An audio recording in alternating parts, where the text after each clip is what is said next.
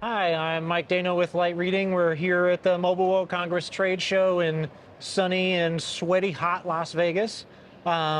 This is the second day of the show, and today is the satellite day, I would say. There's a big satellite session going on down the hallway, and I'm here today with Brian from Omnispace, and you were speaking at the satellite event just now. Yes. And so Omnispace is one of I think several and certainly a growing market for satellite providers. And there's been a lot of discussion about how satellites connect directly to cell phones. We've seen the big announcement between Apple and Globalstar supporting the new satellite service that's in the new iPhone. T-Mobile made a big announcement with SpaceX to do connections from phones to satellites. And Omnispace is right in there. Yep. And there you were talking about that exact same capability. So, but I think that I don't know a whole lot about Omnispace. Okay. So maybe you can kind of give me the 5-minute. Where did you guys come from, and what are you doing in this whole satellite area? Very good. Yeah. So from the company's founding, we've always had this view of providing ubiquitous global coverage. And the goal to do that in scale, we realized that two things were paramount. One, we had to get to a standards-based solution. And two, we really need to work with mobile operators. They already had the customers. So trying to go do it alone or develop some unique proprietary solution, which has historically happened in the satellite industry, wasn't going to get us to our ambitions. And so we've been working a number of years, participating in 3GPP on the development of what's called the 5G non-terrestrial network standard, which creates that baseline element for the interoperability between a satellite and a terrestrial network for mobile devices. And then also working with the satellite community itself in architecting a network that can talk to mobile devices today, whether it be smartphones or IoT devices, automotive, or other types of mobile solutions.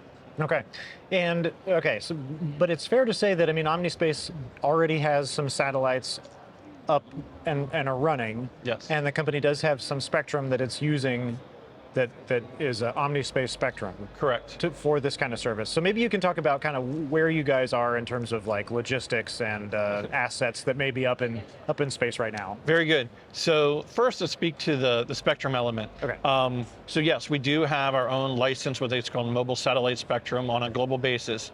And we're continuing to pursue getting local authorization for that in a number of markets around the country to effectively expand the footprint in which we can provide services. And is that that spectrum is it L band or S band? Is that what it's called? It's denoted in what they call the S band. S band. So it's effectively in the 2 gigahertz kind of frequency range. Okay. But also happens to be directly adjacent to the 2 gigahertz band that's used in most mobile phones today. Right. So as far as thinking of that convergence with the mobile wireless industry, as far as devices, antennas, chipsets to enable it, it's actually a pretty small step or leap to be able to add those capabilities to the devices themselves. And then last question on the spectrum is you talked about getting a regulatory approval to conduct operations in that spectrum. Do you have that regulatory approval in the U.S. now?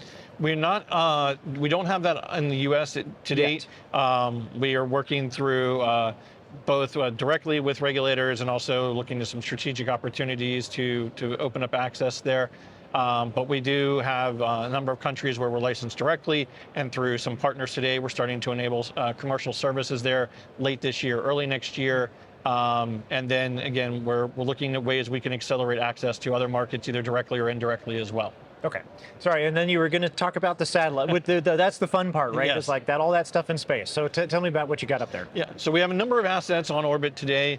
Our primary asset is we call F2, is in medium Earth orbit. So it circles the globe about 4 times a day and provides connectivity through our 4 gateways to basically every inch of the Earth for different periods, an intermittent service, a different period of time.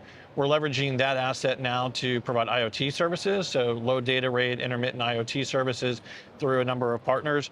And then we also have 2 smaller satellites in low Earth orbit that are kind of a precursor to where we're going with our 2nd generation constellation focus on the 5G standard. Okay, so that's where you are now. Yes. Okay.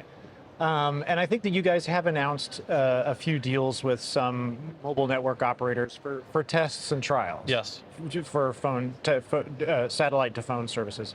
So maybe you can just briefly tell me what deals do you have now and how are they going? So we've publicly announced relationships with Smart and Insinga. And Insinga acts as a kind of an integrator for several mobile operators in kind of the South or Southeast Asia area. We have a number of other deals signed with parties as well, and we have many in the works. In total today, we've got, I think, somewhere between 15 and 20 deals signed that represent more than 1 billion mobile subscribers through those mobile network operators today. Wow. And so we'll continue to work that, and also in the next year to 2 years, have more of a specific industrial focus. So industries that also are the end users of these mobile operators, and help educate those parties to how this satellite and 5G NTN can play a role in their future connectivity roadmaps as well. Got it. Okay, so last big question for you, and this is the hard one, which is, so we know, SpaceX has a ton of satellites up there. They're doing the internet services to mostly stationary, but they have sort of aspirations for mobile. We know a company called Link is going to do satellites to existing phones. Space Mobile, AST Space Mobile has a similar plan where they're going to do satellite connections for existing phones. So how is Omnispace the same or different? Like, what is the sort of end goal? What is the pitch here that you're chasing? So I think the same is probably the easy part. All those companies you just mentioned have aspirations to enable mobile connectivity to standard devices everywhere. Right. That's pretty basic. It's a grand aspiration that people have had for really many years, and now the technology looks like it's finally gotten to the point that it's real, and Apple's kind of proven that to us over the last few weeks. Where we're different is a little more nuanced, but I think one of the key ones is that we have our own licensed spectrum. Those other parties are looking to reuse mobile operator spectrum. That may be a very complex, both technical and regulatory challenge. We'll have to see how that plays out. But having a dedicated set of spectrum assets that we're looking to deploy the service in at least gives us a very clear path of what kind of service we'll be able to offer, where we'll be able to offer it. And if we're able to augment our own spectrum assets with that of mobile operators and such in the future, that's just a plus. But we're not beholden to a certain regulatory decisions outcome to enable that. Also, when we look at the network architecture, we've looked at this for many years. We have a very deliberate view of what we think the 5G network architecture is, and really borrowing a lot of the techniques we now see evolving on the terrestrial and moving that into the satellite network. Many parties are actually employing a mobile network kind of architecture, but it was really something that was more akin to 3G, 4G, and not really taking advantage and leveraging a lot of the capabilities of 5G.